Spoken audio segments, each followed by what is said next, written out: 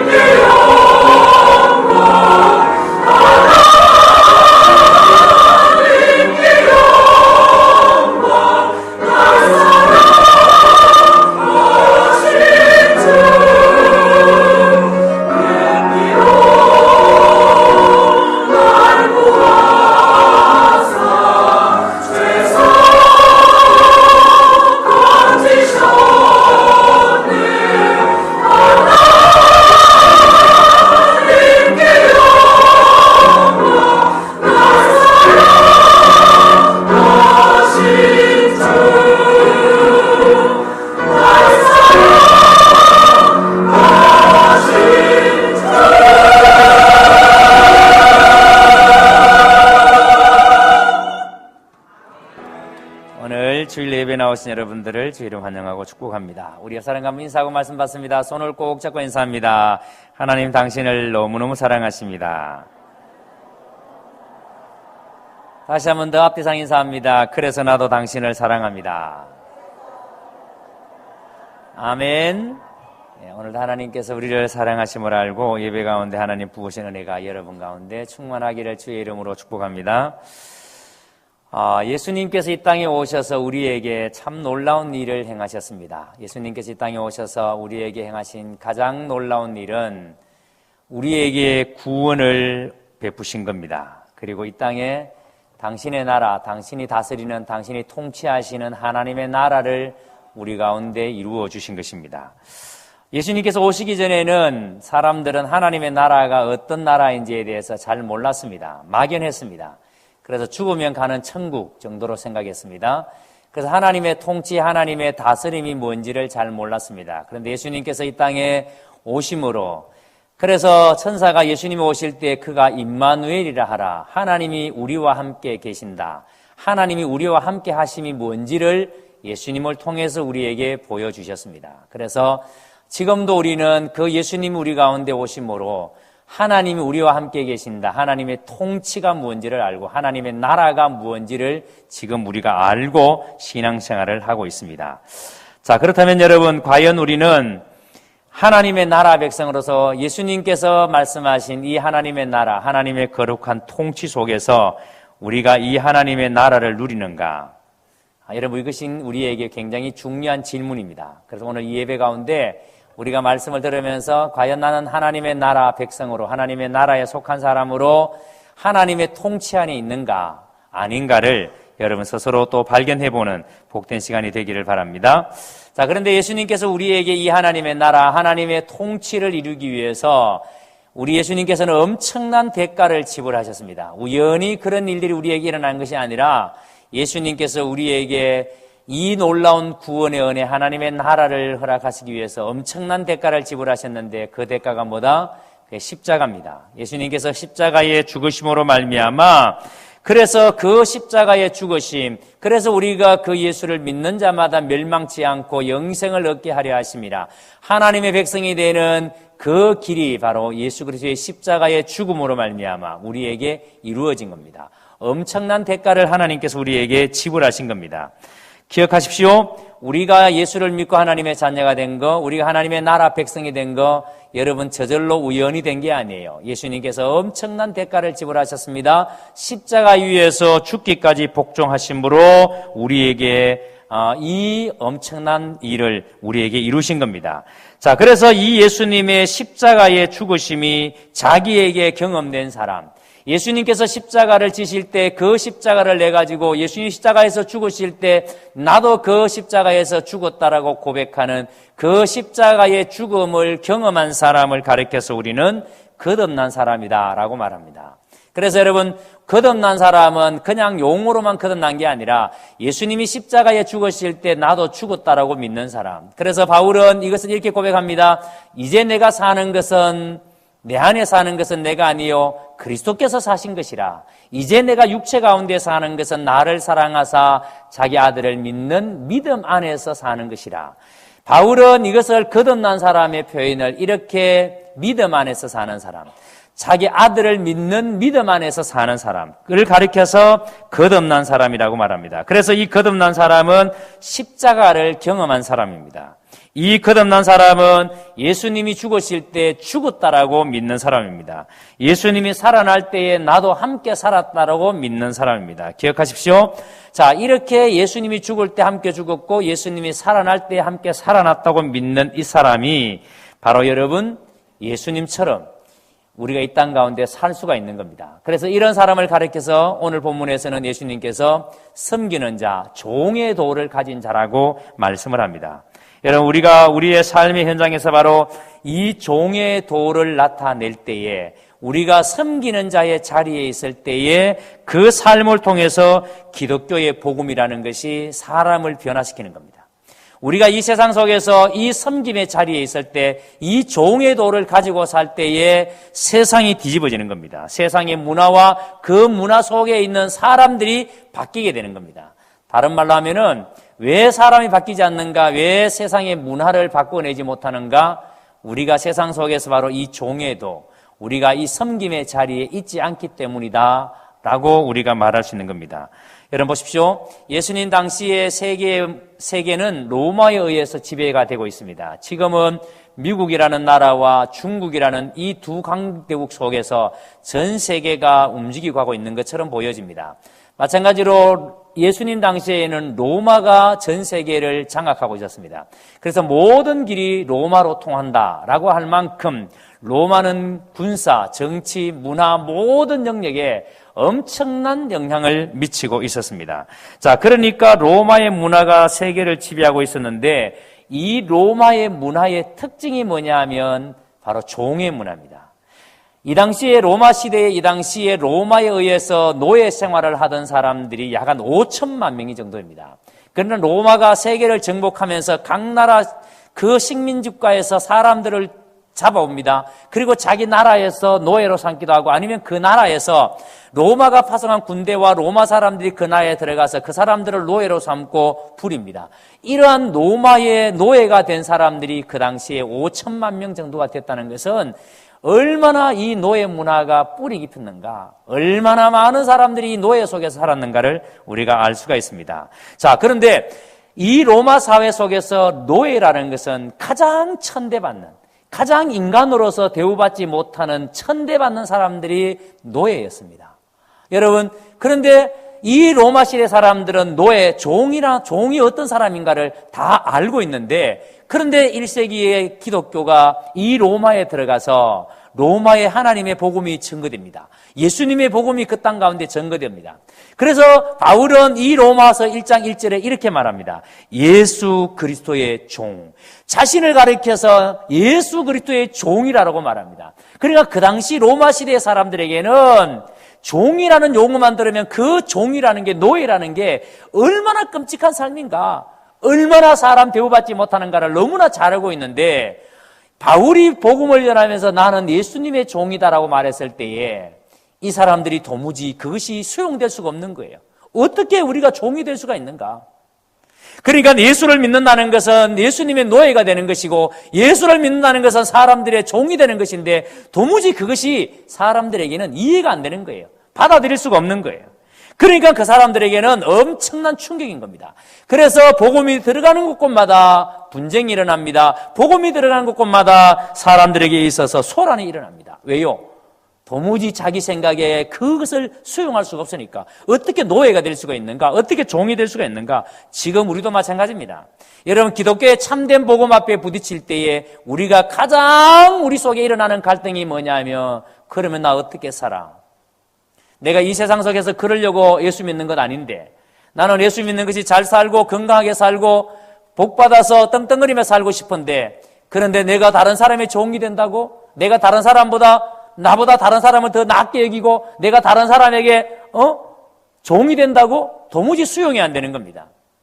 이러한 갈등들이 로마 시대의 사람들이 복음이 들어오는 곳곳마다 일어난 겁니다. 여러분, 오늘 우리가 들을 본문의 말씀도 마찬가지입니다.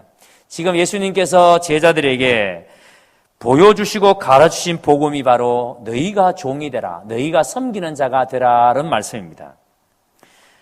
예수님께서 이렇게 말씀합니다. 나는 섬김을 받으러 온 것이 아니라 섬기려 하고 많은 사람들의 대속물로 내어주기 위해서 왔다. 예수님께서 제자들을 데리고 다니면서 끊임없이 하셨던 말씀이 자신은 종이다라고 말씀하셨습니다.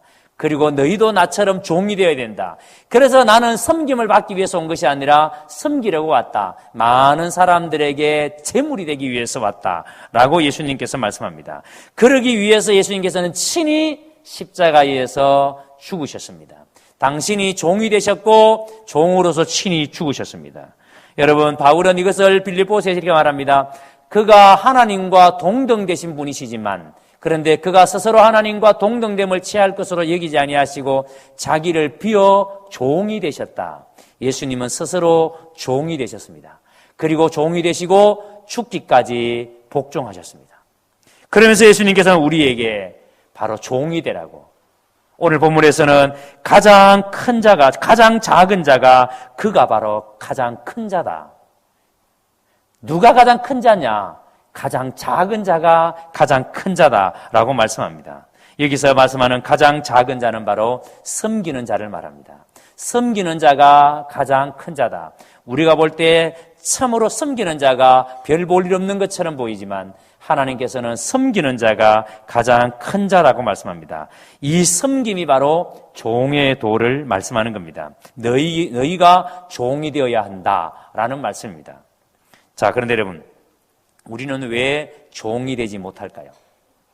분명히 예수님께서는 우리에게 가르치실 때에 너희가 종이 되라, 너희가 섬기는 자가 되라 이렇게 말씀하시는데 왜 우리는 종이 못 될까요? 우리가 정말 예수님을 만났고 우리가 정말 거듭난 사람이라면, 그래서 이제는 내가 사는 것이 아니고 내 안에 그리스도께서 사신 것이라면 왜 우리는 종이 되지 못할까요? 오늘 그 이유가 본문에서 나옵니다. 왜 우리가 섬기는 자가 되지 못하는지에 대해서 오늘 이 제자들을 통해서 예수님께서 우리에게 그것을 말씀하십니다. 자, 먼저 오늘 본문의 시작을 보세요. 사람들이 다 하나님의 위엄에 놀라는지라. 사람들이 하나님의 위엄에 왜 놀랐습니까? 우리가 지난 시간에 살펴본 것처럼 많은 무리들이 예수님께서 귀신 들린 아이의 귀신을 쫓아낼 때에, 그전에는 예수님의 9명의 제자들이 산 위에 기도하러 간 3명의 제자와 예수님께서 내려오시기 전까지는 9명의 제자들이 귀신을 쫓아내기를 원했지만 귀신을 쫓아내지 못했습니다. 그런데 기도하고 내려오신 예수님께서 그 아이의 귀신을 쫓아내 주셨습니다. 그러니까 그 자리에 있던 많은 사람들이, 많은 무리들이 그 예수님의 권위 앞에, 영적인 권위 앞에 귀신이 두려워 떨며 도망가는 그것을 보면서 예수님의 영적 권위 앞에 수많은 사람들이 그 위엄에 놀랐습니다. 그리고 그들이 행하시는, 예수님께서 행하시는 그 일들에 대해서 도무지 이게 뭔가, 도무지 예수님 앞에 말도 못할 만큼 그들은 두려워 떨었습니다. 자, 그런데 여러분, 이렇게 모든 사람들이 다 놀랍게 여길 때, 두렵고 떨리고 있을 때에 이때 예수님께서 제자들에게 뭐라고 하시는지 보세요. 44절입니다. 인자가 장차 사람들의 손에 넘겨지리라. 인자가 장차 사람들의 손에 넘겨지리라. 여러분, 지금 많은 사람들이 이렇게 이 예수님의 영적 권위 앞에 두려워 떨고 있는데, 예수님께서는 제자들에게 내가 장차 사람들의 손에 넘겨지리라 이렇게 말씀합니다. 지금 이렇게 두려워 떨고 있는 이 사람들, 지금 예수님의 권위 앞에서 어쩔 줄 몰라는 이 사람들의 손에 내가 넘겨지리라. 여러분, 조금 전만 하더라도 예수님은 이 악한 사탄의 권세를 결박했습니다. 그런데 지금 예수님께서는 제자들에게 내가 사람들의 손에 잡혀서 넘겨지리라 말씀합니다. 마가복음을 읽어보시면 이 똑같은 내용을 마가복음에 이렇게 기록해놨습니다. 예수님께서 십자가의 죽으심과 3일 만에 다시 살아날 것을 말씀하시되, 예수님께서 마가복음에서는 자기가 십자가에서 죽으실 것과 3일 만에 다시 살아날 것을 제자들에게 이 상황에서, 수많은 무리들이 두려워 떨고 있는 이 예수님의 권위 앞에서 떨고 있는 이 상황에 예수님께서 죽으실 것을 말씀했다는 겁니다. 예수님은 지금 그 상황에 당신이 져야 될 십자가와 당신이 걸어가야 할 그 십자가의 길을 묵상하면서 지금 예수님께서는 수많은 사람들이 자기에게 당신은 정말 대단하신 분입니다, 당신은 진짜 엄청난 분입니다, 모든 사람들이 예수님의 권위 앞에 두려워 떨고 있을 때에 예수님은 그것 바라보지 아니하고 사람들의 높이 지켜 세우는 그 말 듣지 아니하고 당신이 져야 할 그 십자가를 묵상합니다. 그 십자가를 바라봅니다. 참 여러분 놀랍지 않습니까? 우리는 조금만 나에게 칭찬해 주면 좋아서 어쩔 줄을 모릅니다. 조금만 알아주지 않으면 금방 섭섭해서 또 어쩔 줄을 모릅니다. 예수님께서는 그 순간에도 수많은 사람들이 바라보면서 그네 앞에 어쩔 줄 몰라 하는 그 상황 속에서도 예수님은 당신이 가야 할 그 길을 묵상하고 계십니다. 그런데 제자들은 보세요. 예수님이 십자가를 묵상하고 계실 때 45절에 그들이 이 말씀을 알지 못하니 이는 그들로 깨닫지 못하게 숨긴 바 되었습니다. 또 그들은 이 말씀을 묻기도 두려워하더라. 제자들은 이 말씀을 깨닫지도 못했고 죽는다고 하니까 두려워서 무슨 뜻입니까? 하고 물어보지도 못했습니다. 여러분, 예수님의 말씀을 깨닫지 못한 제자들은 그 다음에 어떻게 하는지 보세요. 예수님의 말씀을 깨닫지 못하니까 그 다음에 제자들의 행동을 보세요. 지금 예수님은 자기의 아버지께서 보내신, 하나님께서 보내신 그 일을 감당하기 위해서, 순종하기 위해서 처절하게 사신과 싸우고 있습니다. 예수님께서는 변화산 위에서 변형되셨을 때에 제자들이 여기가 조사오니 여기서 초막셋을 짓고 살자라고 말할 때도 그 모든 것들을 뿌리치고 이기시고 산 아래로 내려오셨습니다. 지금 예수님께서는 오직 아버지의 뜻에 순종하기 위해서 처절하게 싸우고 계시는데 46절을 보세요. 제자 중에서 누가 크냐 하는 변론이 일어나니. 지금 제자들의 관심은 누가 더 크냐. 앞으로 예수님이 이 이스라엘의 왕이 된다면 이 이스라엘의 왕이 되실 때 누가 더 예수님 다음으로 권력을 가질 것인가? 누가 더 높은 자리를 차지할 것인가? 예수님은 당신이 져야 될 십자가를 묵상하고 계실 때 제자들의 관심은 누가 더 높은 자리를 차지해서 누가 더 힘있게 살 것인가? 이걸 생각했다는 거예요. 우리 주님이 십자가를 걸어가시면서 우리를 구원하신 우리는 예배당에 나와서 예배드리면서 우리의 생각은 어떻게 하면 내가 더 잘 살까? 내가 어떻게 하면 더 많은 돈을 벌고 내가 이 세상에서 내가 출세할까? 하는 생각과 다를 바가 뭐가 있습니까? 지금 우리가 하고 있는 그 생각을 예수님의 제자들도 했다는 겁니다. 누가 더 크냐 하는 변론이 일어나니 제자들은 지금 서로 누가 크냐를 두고 다투기 시작했습니다. 여러분, 여기서 변론이라는 단어는 그냥 가볍게 토론한다 그런 뜻이 아니에요. 지금 이 변론이라는 단어는 상대방을 말로서 공격하는 다툼입니다. 그러니까 여러분, 누가 더 큰 자리를, 누가 더 높은 자리를 차지하느냐를 두고 제자들 사이에서 심각한 다툼이 일어났다는 거예요.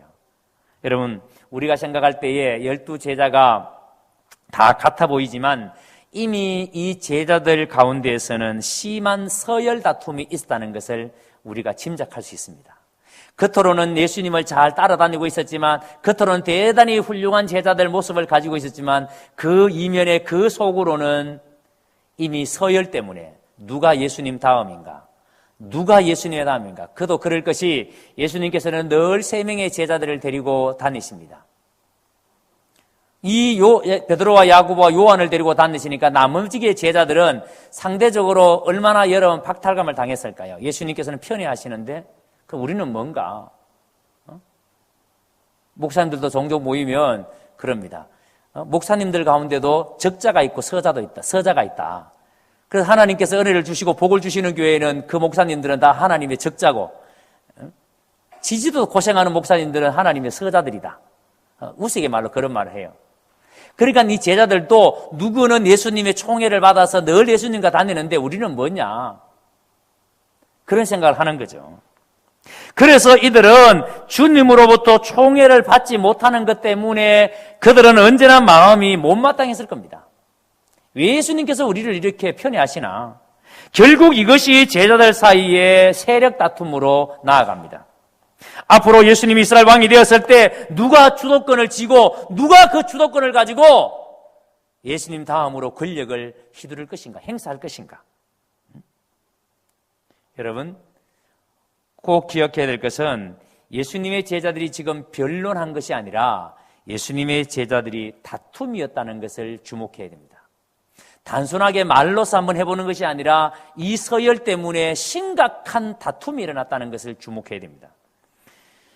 오래전에 베스트셀러였습니다만 리차드 포스터가 지은 책 중에 돈, 섹스, 권력이라는 책이 있습니다. 굉장히 오래된 책이기 때문에 여러분들 중에 읽어보신 분들도 계실 겁니다. 그런데 이 리차드 포스터의 돈, 섹스, 권력이라는 책에 보면 이런 내용이 납니다. 예수님의 제자로서 반드시 싸워서 극복해야 할 유혹으로 돈과 섹스와 권력이다. 그런데 이 3가지 유혹 가운데 사람들이 가장 적은 유혹이라고 생각하면서 가장 깊이 강렬하게 빨려 들어가는 유혹이 권력의 유혹이다. 이렇게 기록해놨습니다. 무슨 말인지 이해가 되십니까? 상대적으로 보세요. 돈의 유혹이나 섹스의 유혹은 정말 사람들이 잘 넘어갑니다. 그런데 권력의 유혹은 그다지 우리에게 여러분들 가운데 내가 권력이 있어, 내게 힘이 있어 이렇게 생각하는 사람 별로 없잖아요. 그죠? 여러분들 중에 나는 굉장히 높은 자리에 있으니까 나는 힘이 있어 이렇게 생각하면서 교만하게 그런 사람 별로 없잖아요. 그런데 이 리사스포스는 돈, 섹스, 권력 중에 가장 인간이 적게 유혹을 받을 것이라고 생각하지만 가장 깊게 유혹받고 가장 영향을 받는 유혹이 바로 이 권력의 유혹이다. 이렇게 지적해 놨습니다. 이 말씀을 한번 여러분 묵상해 보십시오. 목회자에게 있어서는 아마 돈의 유혹은 치명적인 유혹입니다. 오늘날 교회가 일어나는 대부분의 문제들은 목회자의 돈 문제 때문에 일어나는 것들이 참 많습니다. 대구에도 여러 교회들이 이 목회자의 돈 문제 때문에 은퇴를 앞두고 나면은 얼마를 돈 때문에 교회들마다 풍지박산이 나는 교회들이 한두 개가 아니에요. 그러니까 목사님들이 돈의 유혹을 받는다. 이게 심각한 유혹이겠죠. 그리고 섹스의 유혹도 엄청난 유혹입니다. 의외로 여러분 정말 이 섹스의 유혹도 목회자들에게는 치명적인 유혹이지만 많이 받는 유혹입니다. 그런데 목회자들에게 상대적으로 권력의 유혹은 대단히 적을 것 같지만 그런데 가만히 생각해 보니까 제가 한 살 한 살 먹어가면서 또 이제 우리 교회가 이제 교회 건축도 하고 그러니까 제 주변에서 이런 말을 합니다. 목사님, 이제 교회도 새롭게 지었고 했는데 목사님도 이제 대외적인 일을 좀 하셔야죠. 노예 임원도 좀 하시고 이제 이런 일도 저런 일도 좀 하시죠. 그러면 제 마음에 드는 생각이 뭐냐면 그래, 이제는 그런 일 좀 할 때 됐어. 이제는 좀 봉사해야지. 그러니까 굉장히 좋은 명분이에요. 이제는 교회가 안정이 됐으니까 좀 좋은 명분으로 좀 섬기자. 이제 봉사하자. 그래서 이런 자리 저런 자리 막 맡기려고 그럽니다. 근데 여러분, 이것이 명분이 좋아서 이런 이야기를 들을 때에 상당히 설득력이 있는 것처럼 들려집니다. 그런데 우리가 반드시 기억해야 될 것, 교회의 모든 자리는 서열의 자리가 아니라는 거예요. 교회의 모든 자리는 따라합니다. 봉사의 자리다. 다시 한 번 더. 교회의 모든 자리는 무슨 자리라고요? 봉사의 자리다. 근데 내 마음속에 좋아. 그러면 진짜 내 마음속에 봉사하고 싶은 마음이 있는가? 내가 이제 나이도 이 정도 먹었고 교회도 이 정도 됐으니까 이제 이런 자리도 맡아도 돼.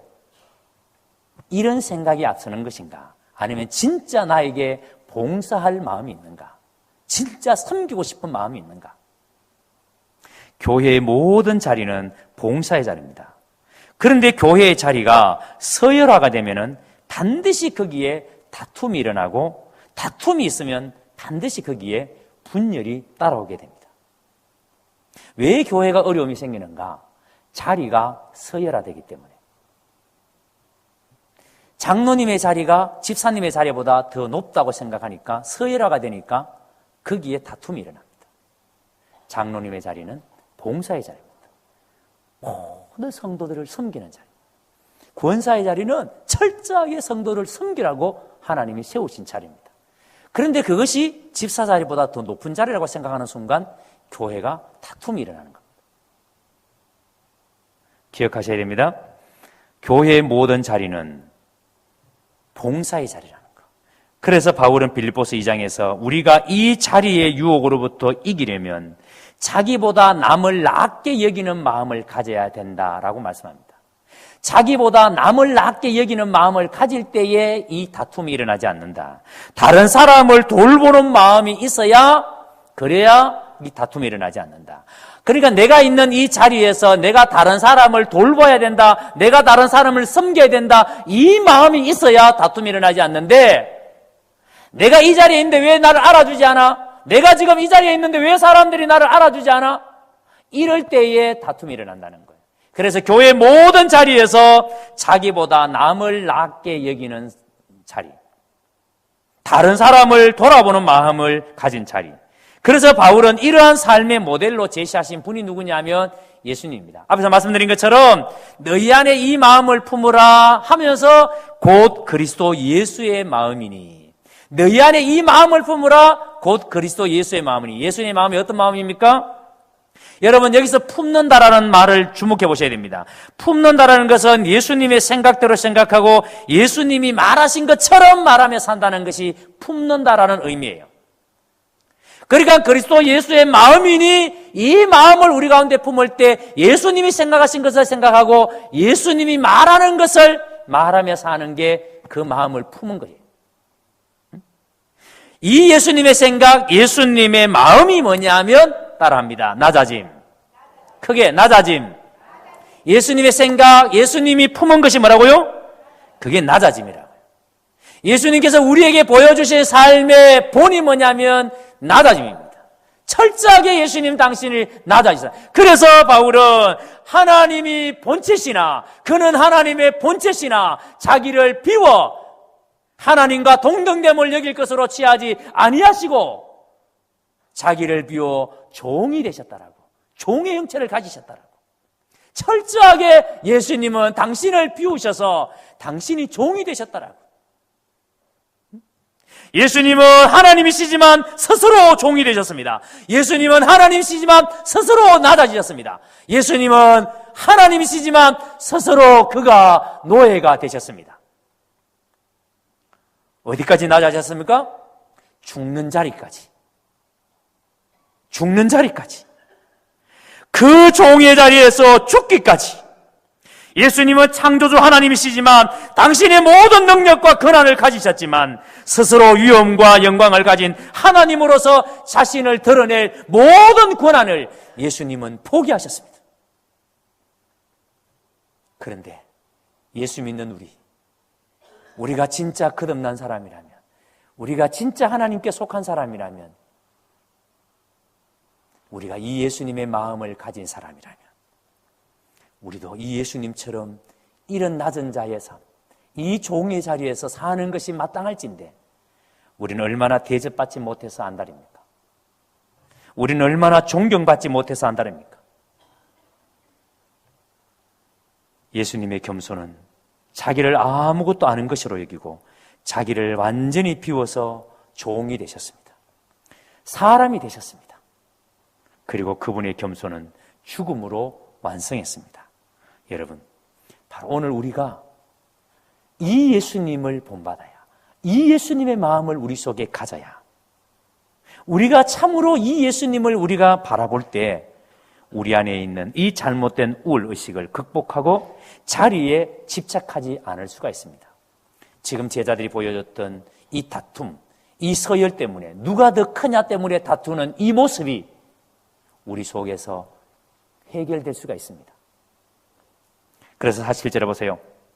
예수님께서는 누가 크냐를 두고 다투는 이 제자들 앞에서 어린아이 하나를 데려옵니다. 그리고는 어린아이 하나를 이 제자들 앞에 세웁니다.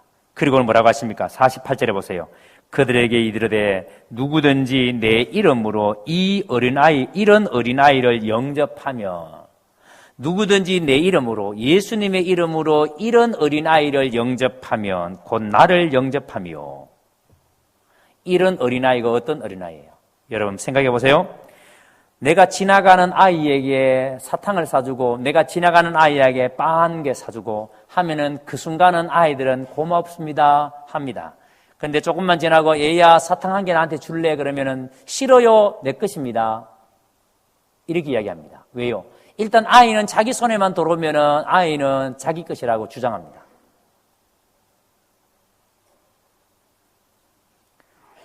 이 아이가 자기에게 준 것을 이제는 더 이상 고마워하지 않는다는 말이죠.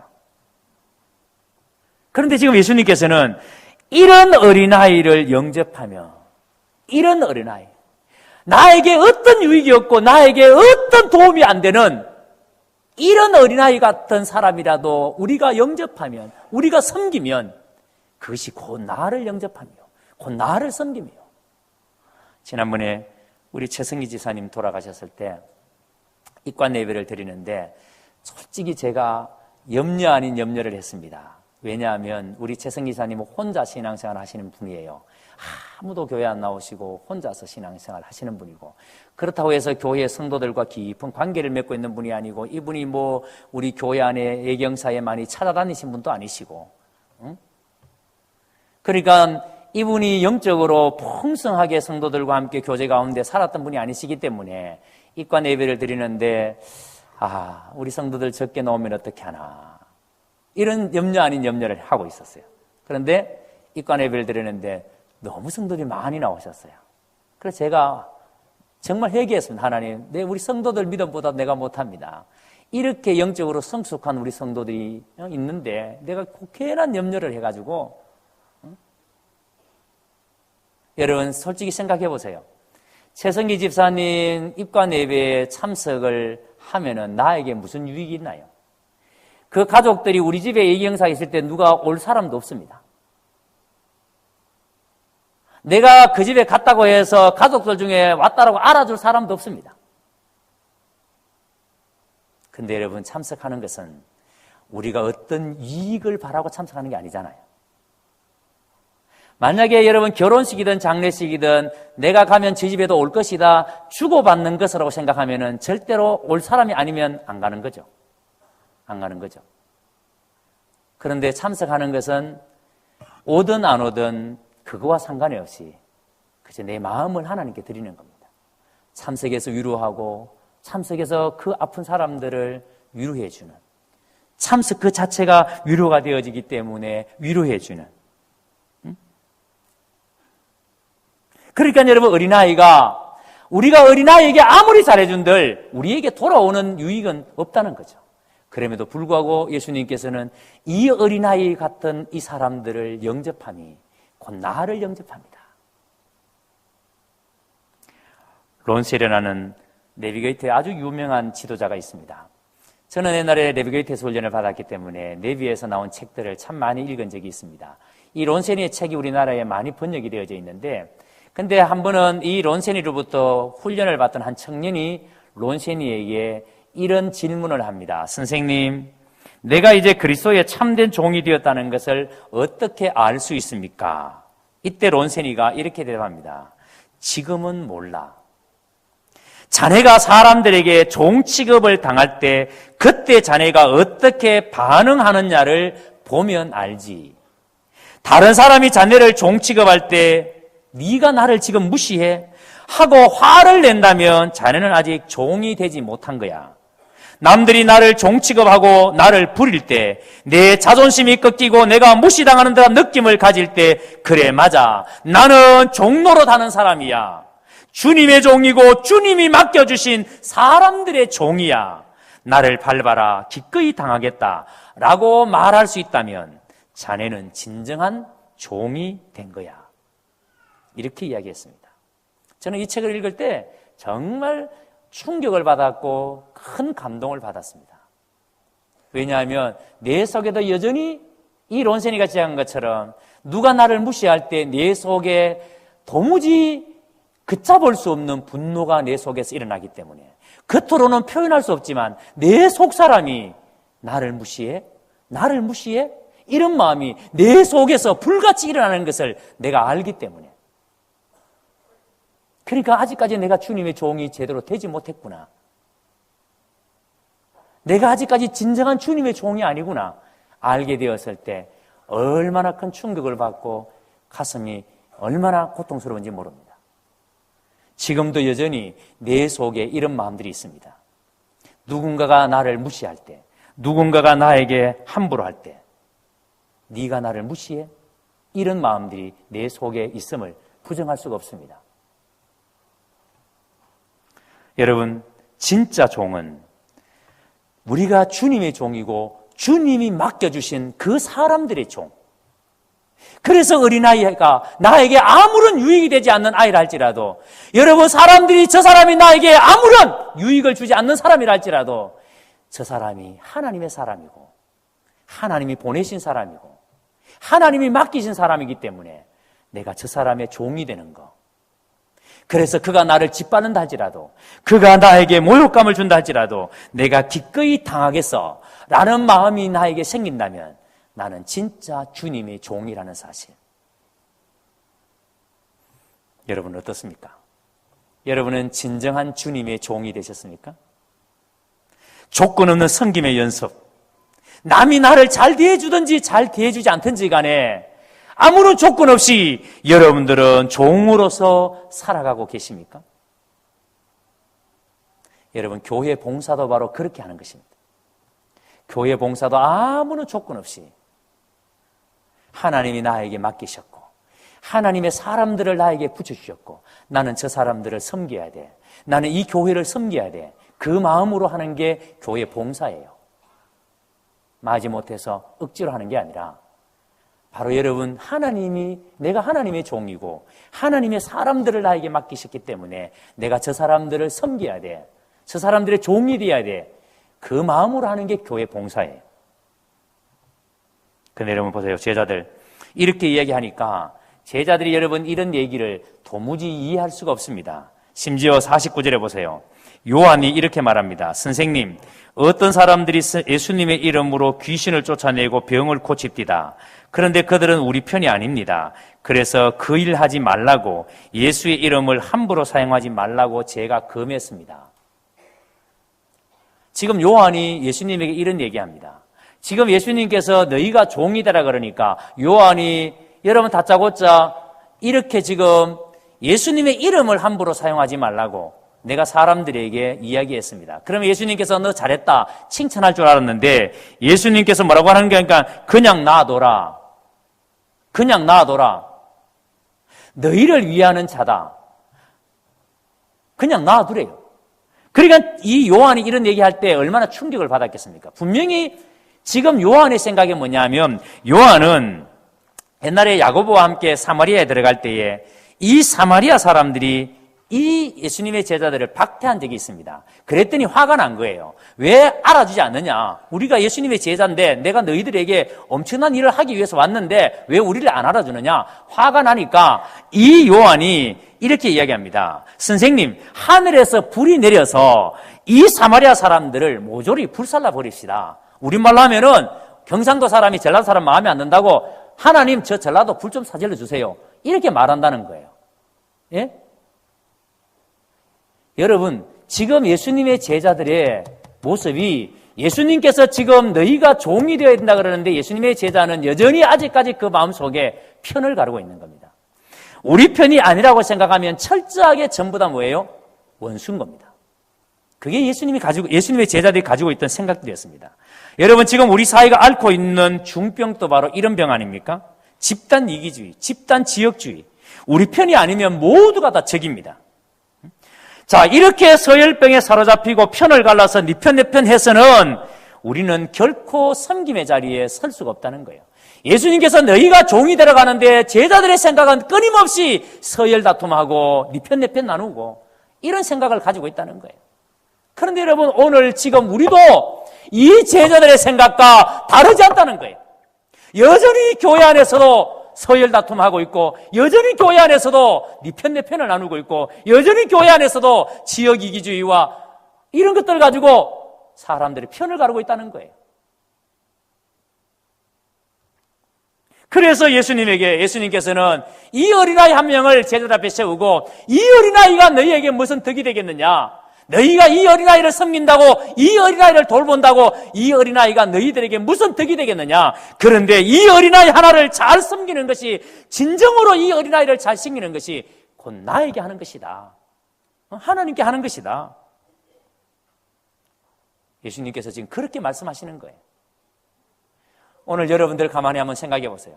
나는 정말 나에게 아무런 유익이 되지 않음에도 불구하고 오늘 이 예수님의 말씀처럼 나는 섬김의 자리에 있는가? 어제 진재달 지사님 신방을 갔더니만 집사님이 이렇게 말씀하십니다. 목사님, 반찬을 갖다 주시는데 누군지를 알아야 고맙다라고 인사라도 하고 싶은데 누군지를 모르겠습니다. 그래요. 누군지를. 오른손이 하는 일을 왼손이 모르게 그렇게 섬기는 분들이 우리 교회에 있는 것이 참 자랑스럽습니다. 훗날에 요한이 요한 1, 2, 3세를 쓰는데 그 내용이 뭐냐면 사랑하는 자들아 우리가 서로 사랑하자. 사랑은 하나님께 속한 것이라. 여러분, 앞에서 이렇게 서열 다툼하고 이렇게 사마리아에 불이 내려와서 그 사마리아를 불살라 버리자고 말했던 이 요한이 이렇게 변화되어졌습니다. 왜일까요? 진짜 예수님을 만났기 때문에, 부활하신 예수님을 만났기 때문에, 진짜 거듭난 사람이 되었기 때문에. 사랑하는 성도 여러분, 오늘 이 말씀을 여러분들에게 어떻게 적용하시겠습니까? 지금도 우리가 이 제자들의 모습을 보면서 역시 우리 안에 이 서열 다툼, 누가 더 크냐? 누가 더 크냐? 만약에 목사가 이 목사의 자리가 여러분 보실 때 우리 목사님은 섬김을 받기 위해서 있는 자리 같아. 그러면 저는 사꾼입니다. 저는 여러분에게 하나님을 제대로 보여주지 못합니다. 이 목사의 자리는 예수님처럼 섬기려 하고 많은 사람들에게 종이 되기 위해서 서 있는 자리입니다. 우리 장로님의 자리는 섬김을 받기 위해서 있는 자리가 아니라 성도들을 섬기기 위해서. 그래서 아픈 자가 있느냐? 장로를 불러서 기도케 해라. 성도들을 위해서 기도하기 위해서, 성도들을 돌보기 위해서 있는 자리가 장로님의 자리예요.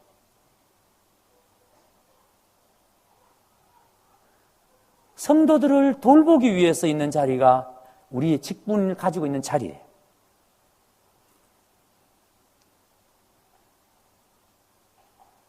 그런데 만약에 우리가 누가 크냐를 두고 누가 더 높으냐를 두고 우리 안에 다툼이 있다면, 그래서 지금 교회 안에서 안 알아준다고 상처받는 일이 있다면, 여러분, 우리는 오늘 이 말씀을 깊이 묵상해야 됩니다. 주님의 말씀은 너희가 종이 되라. 너희가 종이 되라. 이 어린아이 같은 이 작은 아이를 영접하는 것이 곧 나를 영접하는 것이다. 그래서 우리가 연약한 사람을 함부로 대하면 주님을 함부로 대하는 것이 되고, 힘없는 사람을 업신여기면 주님을 업신여기는 것이 되는 것이기 때문에, 그래서 내가 연약한 사람을 대하는 태도가 어떤가 깊이 생각해 보시기 바랍니다. 과연 나는 이 교회 가운데서 섬기는 자리에 있는가? 종의 자리에 있는가? 이제 조용히 한번 눈을 감아 보시기 바랍니다.